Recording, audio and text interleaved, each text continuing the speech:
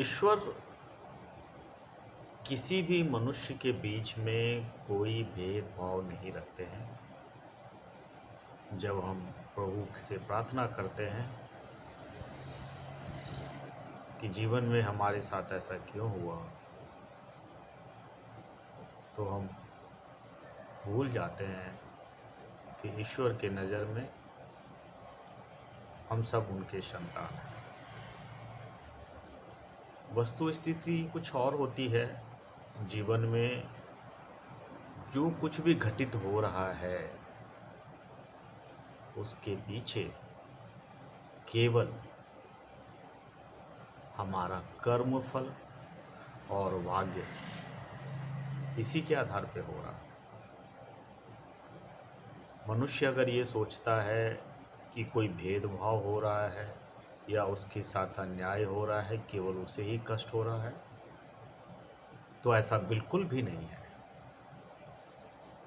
और अगर आपको लगता है कि आपके भाग्य और बेहतर होने चाहिए थे, तो इसके लिए केवल अपने कर्म की पराकाष्ठा, सही दिशा में कर्म की पराकाष्ठा को ले जाएं और ये कर्म फल बन के आपके भाग्य को और बेहतर कर सकता है। अगर आप सोचते हैं कि हमारा भाग्य इससे और बेहतर होना चाहिए।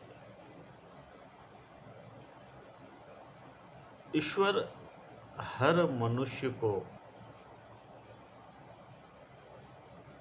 यह बताने की कोशिश करते हैं कि जो आपके भाग्य में निर्धारित है वह आपका पहले से किया हुआ कर्मफल और आपके द्वारा निश्चित किया हुआ मार्ग ही है।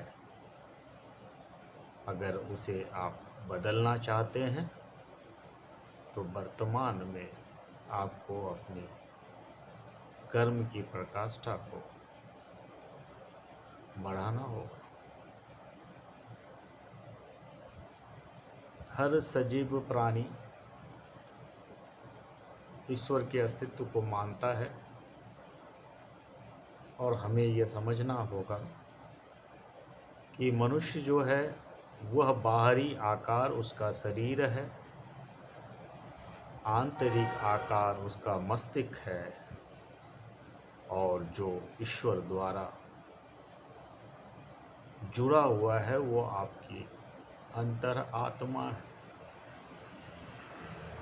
हम हमेशा कहते हैं तीन लोक मनुष्य की नज़र में हमेशा यही है, बाहरी, आंतरिक और ईश्वरीय। हम जितने भी कर्म करते हैं वर्तमान में, या हमें जितने भी कर्म फल और भाग्य फल मिलता है, यह सब ही मिलके आत्मा का दिशा निर्धारित करता है। क्षिति जल पावक गगन शमीरा, इन 5 तत्वों से हमारे शरीर का जो निर्माण हुआ है वह बहुत ही पवित्र है। यह 5 तत्व ईश्वरीय तत्व है। तो इस शरीर को भी हमें साधारण तरीके से नहीं लेना चाहिए। यह 5 तत्वों का जब मिलन होता है तब हमारा शरीर बनता है। और इन सब शरीर को कैसे चलाना है इसके लिए मस्तिष्क है, और मस्तिष्क और शरीर को एक बिल्कुल ही व्यवस्थित ढंग से रखने के लिए हमारे अंदर आत्मा है जो स्वयं परम आत्मा से कनेक्टेड है।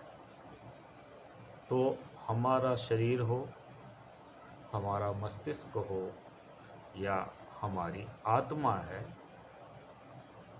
जो सराही चिरंजीवी है, इन तीनों का बेहतर सामंजस्य हर मनुष्य को अपने जीवन में बना के चलना चाहिए। और जो धरा की चीज़ है वो धरा पे ही धरा रह जाता है, जैसे कि ये शरीर और ये मस्तिष्क। लेकिन जो ईश्वरीय है, जो आत्मा है, जो पवित्र आत्मा है आपके अंदर, वो हमेशा ही परम आत्मा के साथ एक सामंजस्य बैठाता है। और अगर इस सामंजस्य की स्थिति को हम समझ जाएं और एक व्यवस्थित ढंग से अपने आप को जीवन में उतारें, तो यह जीवन अद्भुत हो जाता है, अद्भुत हो जाता है। और इन सब बातों के लिए हमें निरंतर अपने आप को अभ्यासरत रखना होता है कि हम कैसे बेहतर करें इनसे। हम पहले कैसे थे, हम कल कैसे थे, कुछ पल कैसे थे, क्या हम उससे बेहतर हो पाए? अगर हम बेहतर हो पाए तो हमने अपने जीवन में थोड़ा तो ऊपर गए, और हमें लगा कि नहीं, हमें और इसे अपने आप को ऊपर करना है, तो और अपने सोच को, अपने कर्म को और बेहतर किया। तो ये विश्वास मानिए कि आप अद्भुत हैं, अद्वितीय हैं और तुलनीय हैं। आप विशिष्ट हैं।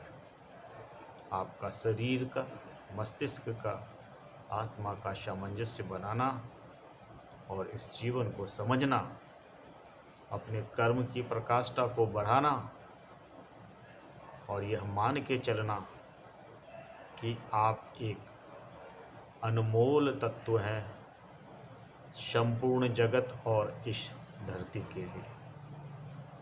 धन्यवाद।